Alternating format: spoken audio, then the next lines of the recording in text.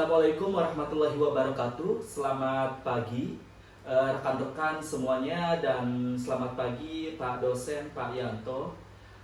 Perkenalkan, nama saya Haryanto dari Prodi Manajemen dan NIM 231211. Kali ini saya akan mempresentasikan hasil tugas UAS mata kuliah Manajemen Perubahan mengenai implementasi aplikasi absensi online di PT Taisumit Plastek Indonesia.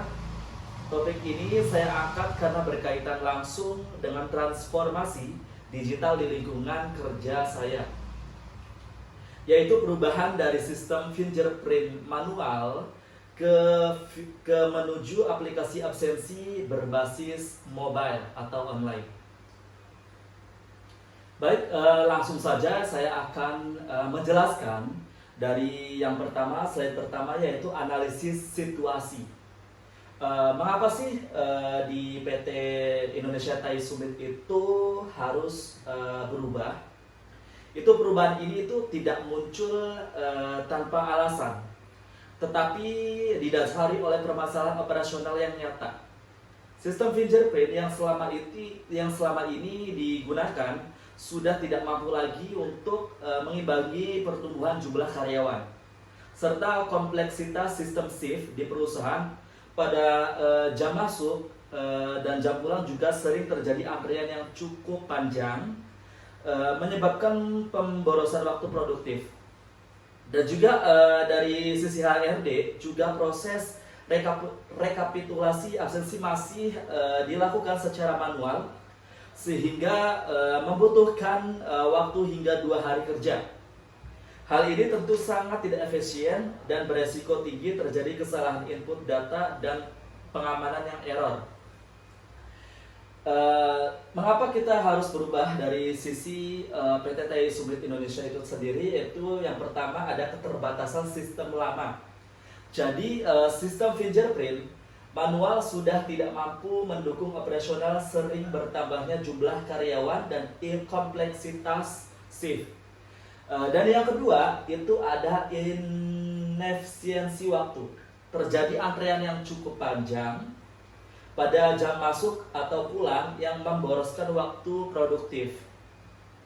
Dan yang ketiga itu ada beban administratif HRD.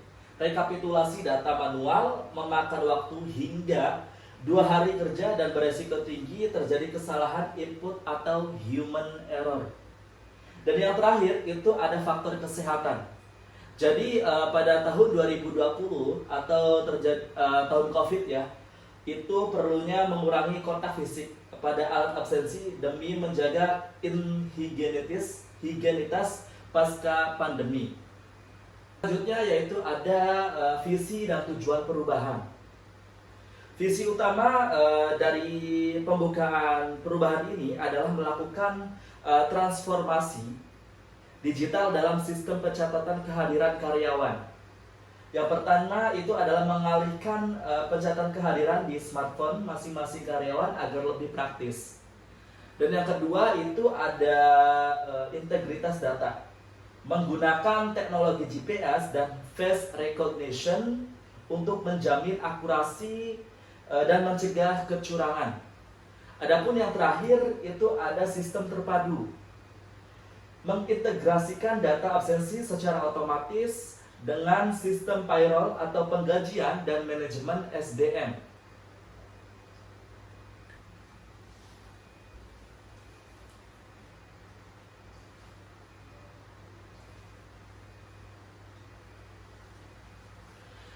Baik, jadi selanjutnya itu ada ruang lingkup departemen terlibat. Dan yang perubahan ini bersifat menyeluruh atau organization wide change yang mencakup yang pertama itu ada departemen produksi, pengguna utama dengan peraturan shift paling kompleks.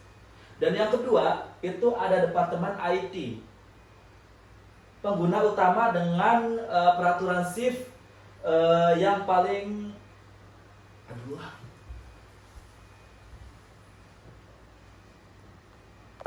atau action plan identifikasi dan benchmarking, melakukan studi banding ke perusahaan manufaktur lain yang telah sukses menerapkan sistem yang serupa.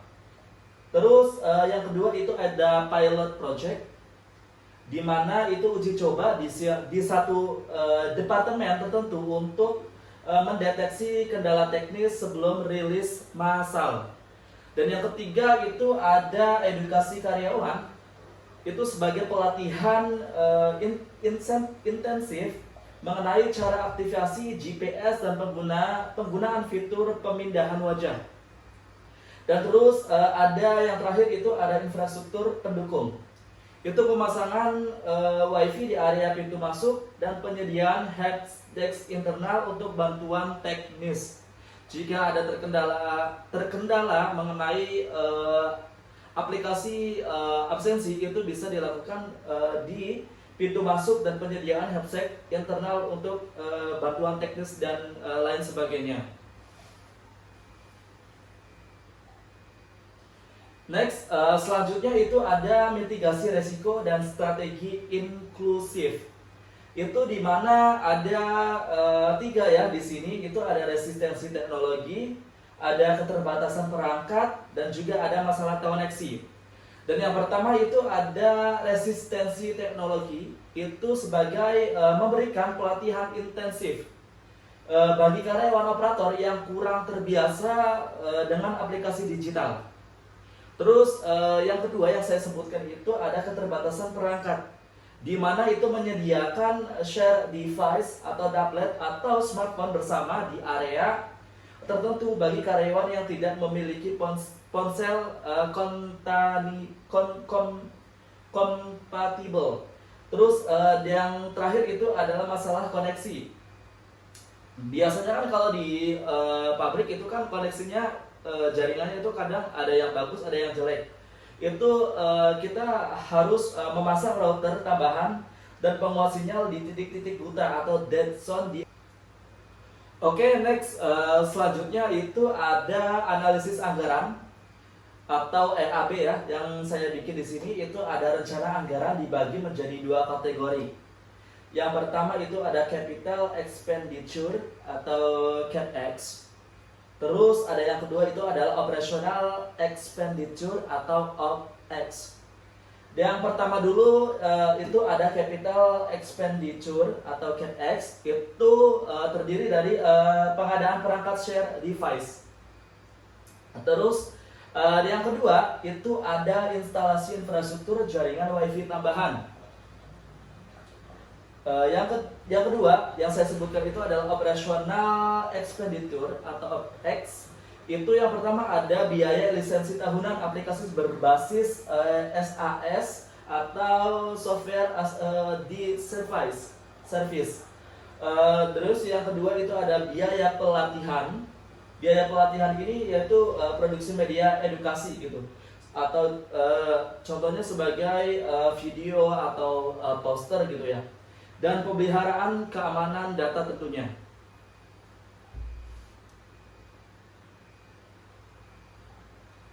Nah, terus hasil akhir itu ya ada efektivitas dan perubahannya gitu setelah melakukan yang saya sebutkan tadi. Itu setelah masa integrasi selama 3 bulan ya. Mungkin hasil yang dicapai itu yang pertama itu produktivitas HRD ya, tentunya itu waktu rekapitulasi data berkurang drastis dari 2 hari mungkin bisa menjadi hanya beberapa jam saja gitu. Dan yang kedua itu ada kedisiplinan, yaitu menurunnya tingkat keterlambatan karyawan hingga 25%. Terus yang ketiga itu ada akurasi. Penghapusan risiko manipulasi absensi melalui verifikasi lokasi GPS. Jadi tentunya lebih nyata gitu ya, tidak bisa dimanipulasi tentunya karena ini melalui sistem lokasi GPS gitu. Jadi karyawan yang berada di pabrik atau sedang bekerja atau yang mungkin tidak masuk dan masuk itu bisa ketahuan karena lokasi GPS-nya itu bisa terdeteksi gitu. berada di lingkungan pabrik. Terus yang keempat itu ada kepuasan karyawan tentunya.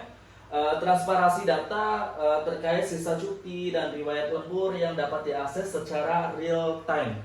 Jadi karyawan itu bisa tahu gitu di lemburan kita itu berapa, dan juga bisa mengajukan cuti gitu dengan aplikasi online ini tanpa harus